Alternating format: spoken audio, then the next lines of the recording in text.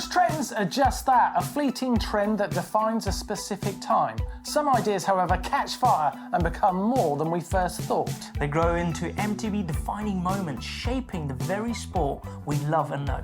Yeah, let's take a look at the trends that have emerged in 2024, trends that could have a big impact on our mountain biking futures.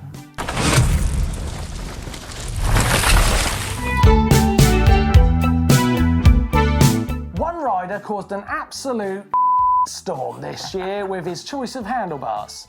Dakota Norton had every downhill racer guessing when he showed up at Fort William with a mega high-rise bar. He looked crazy next to every other bike in the paddock, and it's safe to say their looks were divisive.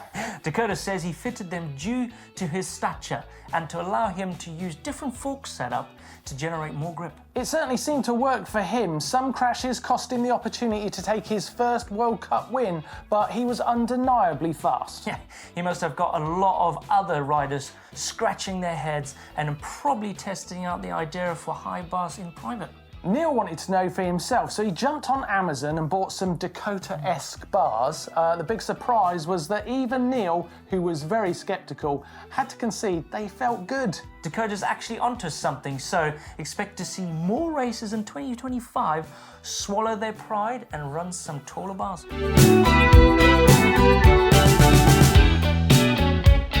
In 2024, drone giants DJI entered the e-bike market, and to say it sent shockwaves through the industry is a massive understatement.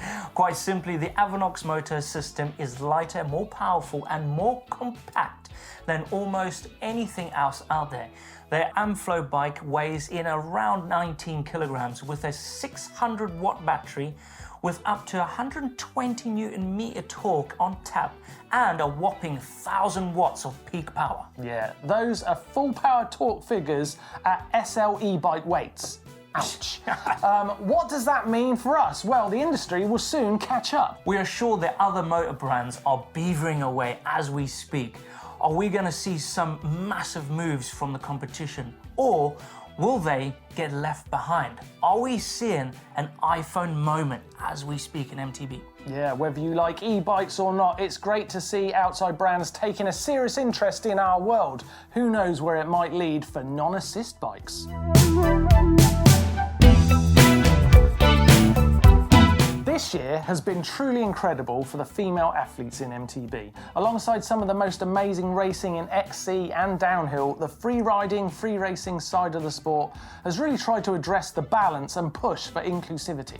Crankworx was the first real demonstration of a game change, as women took part in the diamond level events for the first time and received equal prize money. A significant milestone and a precedent was set. Alongside that progress, it was great to see women riding at both Red Bull Hardline in Tasmania and also Hardline Wales. Yeah, in 2024, Hardline had a full women's lineup ready to race. In Tasmania, a stacked field took part in practice and qualifying. But it was Gracie Hemstree who laid down the gauntlet by being the first woman to ever compete on a full run of a hardline course. Yeah, she and Louise Ferguson made it through to the finals, with Gracie eventually taking the win. A great moment for women's representation in mountain biking.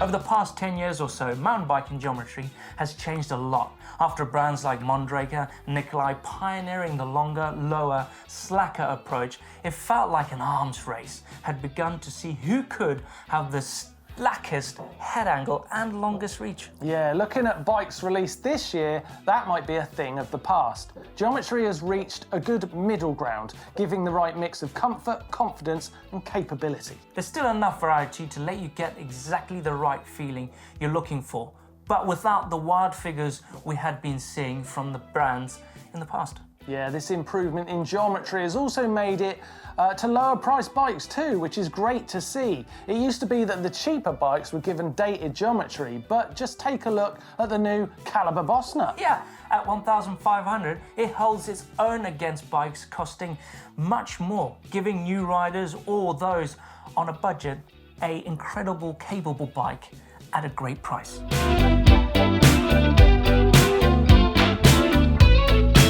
Imagine being the pioneers of the event, representing their gender, proving they belong. The pressure of the moment was insane. To be faced with this opportunity, knowing that each of them had to deliver, it was so cool. We have to salute every rider who takes part in Rampage, but I think these riders deserve to be recognized for fighting for the representation and then absolutely throwing down when they got the chance. So, Robin Gooms, Georgia Assel, Casey Brown, Vera Verbeek, Vera Sandler, Vinnie Armstrong. yeah, Chelsea Kimball and Camilla Nogueira, We salute you. Amazing. While flip chips are nothing new, this year they've appeared on even more bikes. Flip chips allow riders to fine-tune their ride and almost achieve a 2 bikes in 1 result. Depending on the frame design, they can tune the bottom bracket height, head angle, chainstay length, let you change the wheel side and even more. Yeah, it's no surprise the idea has taken off because they're easy to work with, usually requiring nothing more than a basic multi-tool. It wouldn't be out of the question to flip a chip out on the trail. While there have been some other products like offset bushings and custom headset cups to let you change geometry, but installing them is more complicated. The flip chip is now a big part of the industry's design choices. Most of the bikes we've been lucky enough to ride this year have had at least a wheel-size flip chip, but others have let us tinker even more. Yeah, the prime example is Neil's Canyon Sender, where he's played with the reach adjust headset cups and chainstay flip chips to dial in exact feel he wants. Yeah, he loves playing with that stuff. The simple yet powerful addition to our MTBs has given us an easy-to-use, versatile piece of rider customization that is fantastic.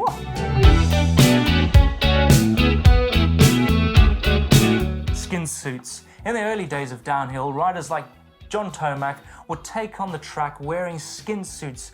Drawing inspiration from road cycling and downhill skiing, riders wanted to take advantage of the freedom of movement and aerodynamic gains Lycra offered. Yeah, it was a short-lived trend though. In 1996, Sean Palmer arrived and brought with him the culture, attitude and style borrowed from motocross. All of a sudden, the skin suits were dead and buried, or so it seemed.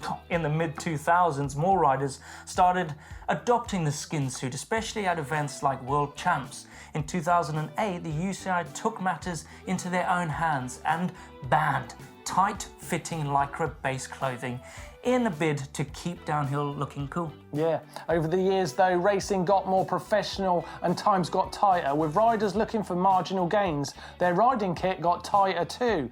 Brands began investing heavily in clothing technology and riders started preferring this new wave of slim-fitting kit. Now, fast forward to 2019, recognizing the time have changed. The UCI lifted the ban on Lycra-based clothing. Since then, we've been in a clothing arms race. And the ultimate example for this being the new Fox Speed suit. Ironically enough, this kit is based on kits from Fox that they made for motocross athletes. So it seems we're borrowing from the motocross world yet again. Compared to the heavy baggy kit of yesteryear, this trend of nicer fitting, more comfortable kit is one we're glad to see sticking around.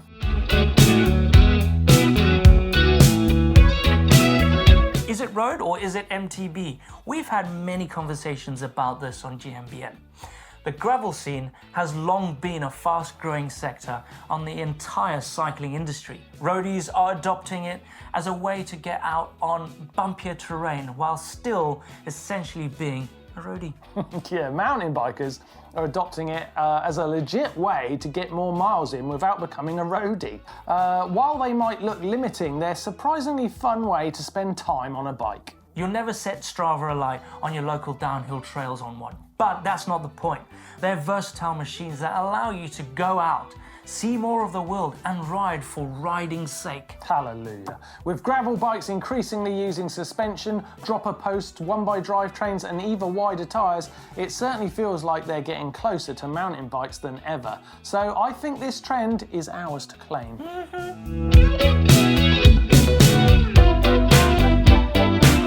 One of the biggest trends following the rise of enduro racing was riders strapping kit to their bikes.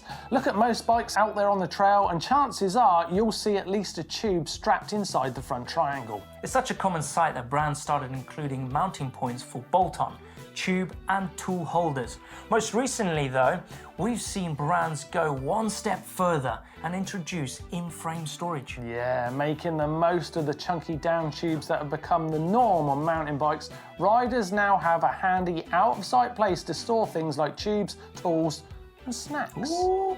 While this was reserved for high-end carbon fiber frames, in recent times they've been introduced to more price points, even making their way onto brands' cheaper aluminium bikes. Yeah, it's great to see genuinely useful innovations like this become more accessible to more riders. So too is seeing the creative names brands come up with for them. Special shout outs to Hope's Butty Box, Orange's Safe, and Transition's Boom Box, short for burritos or other munchies. Creativity at its finest. There are some trends that have stuck, some with really shaky start, but in the end they all came through to become established in 2024. Will they stick around next year? Ooh, you never know. Get involved in the comments down below and let us know what you think of the next big trend setter will be in 2025. Yeah, but for now, it's goodbye from us. See you later. See ya.